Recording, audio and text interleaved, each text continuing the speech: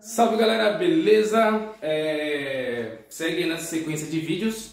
E semanas anteriores eu havia postado um vídeo de biologia, onde eu falei de fermentação nos aspectos simples.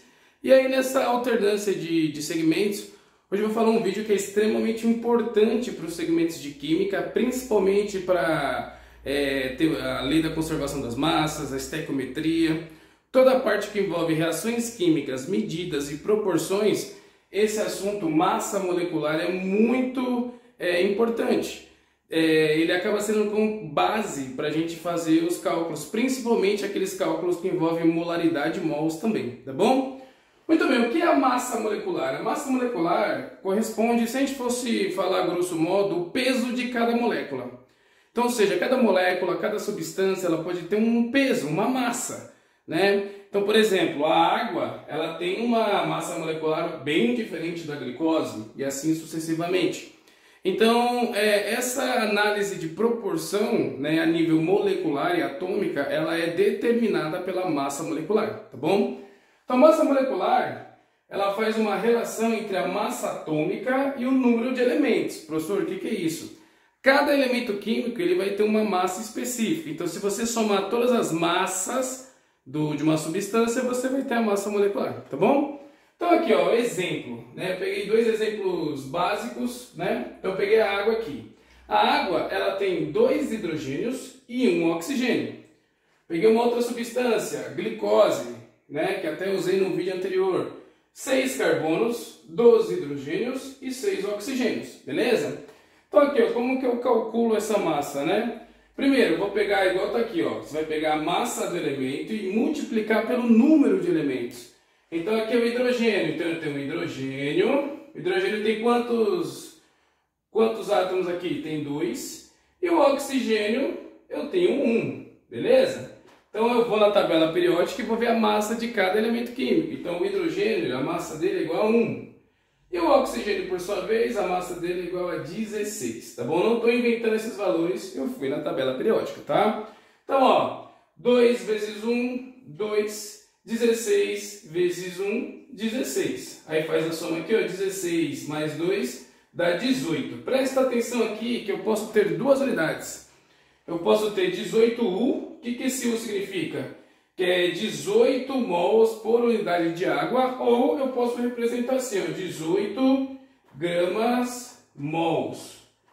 Tá? Normalmente essa referência aqui a gente usa muito em cálculo de concentração mols por litro, tá bom? E na própria estequiometria também, beleza? Beleza, então a molécula de água ela tem 18 gramas mols ou 18U, tá bom? Esse é o peso, a massa da molécula de água, tá bom? Temos aqui a glicose. Glicose é uma molécula bem maior, tá? Então ela tem carbonos, hidrogênios e oxigênio. Então o meu carbono ela tem 6, o hidrogênio ela tem 12 e o oxigênio ela tem 6, beleza? Então eu vou pegar a quantidade de átomos e multiplicar pela massa dele, né? Então eu fui na tabela e vi que o meu carbono tem massa igual a 12. Fui na tabela, o meu hidrogênio tem massa 1 e o oxigênio massa 16, igual está na molécula anterior de água.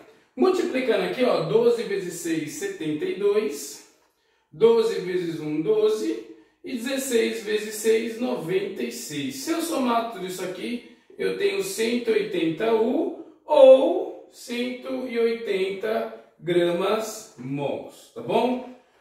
Muitos alunos perguntam por que é importante estar estudando esse tema, né? Se eu posso fazer uma interdisciplinaridade dos temas. Primeiro, posso.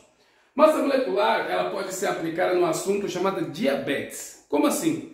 Se vocês olharem aqui, a molécula de água ela é 10 vezes menor que a molécula de glicose. Então, ó, 18U, 180U, tá bom?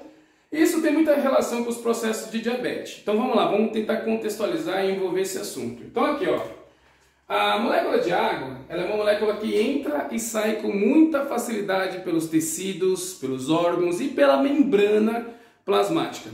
Então ela não tem gasto de energia, então ela entra e sai com muita facilidade, né? A água ela exerce o transporte que a gente chama de transporte passivo, né? Ou difusão passiva também tem esse termo.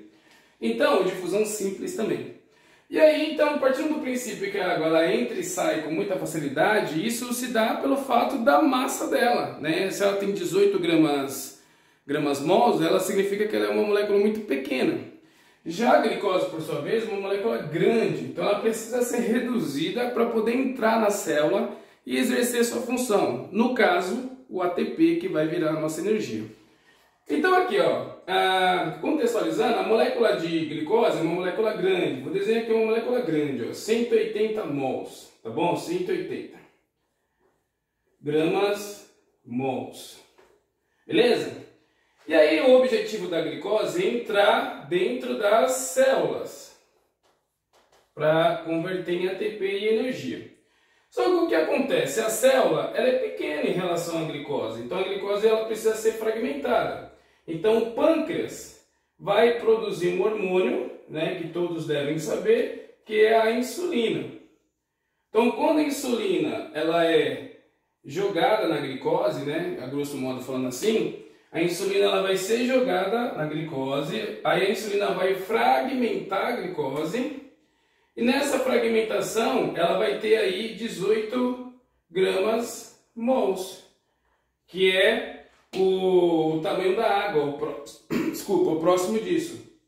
E aí quando a glicose atinge essa massa, ela é capaz de entrar na célula e gerar energia, né? Não é à toa que quando a gente estuda a parte de glicólise, pouco se fala desse contexto, mas antes da oxidação da glicose, de fato, tem essa subetapa. A insulina ela tem que ser evidenciada. Então, nos livros de bioquímica, o pessoal fala muito sobre esse aspecto também, tá? E aí, depois que a glicose entra aqui, ela gera energia, né? E aí o aluno pergunta assim, tá, professor, mas onde está a diabetes? Quando a pessoa ela tem um déficit, ou ela não produz insulina, parabéns, ela é diabética. Então, se tem um déficit de insulina aqui, começa a ter um acúmulo de glicose fora da célula, ou seja, no meio intersticial, começa a ter um aumento de glicose.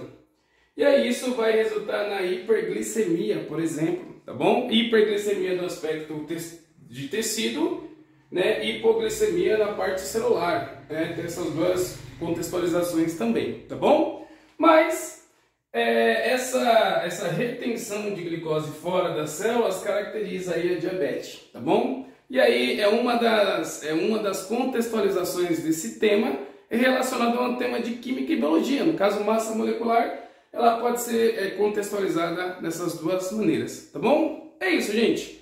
Espero ter sido objetivo. Deu uma engasgada no meio aí, porque eu tô com a garganta um pouquinho ruim. Mas é isso, gente. Beijos, abraços a todos. Tamo junto. Dúvida? Só perguntar. É nóis. Fui!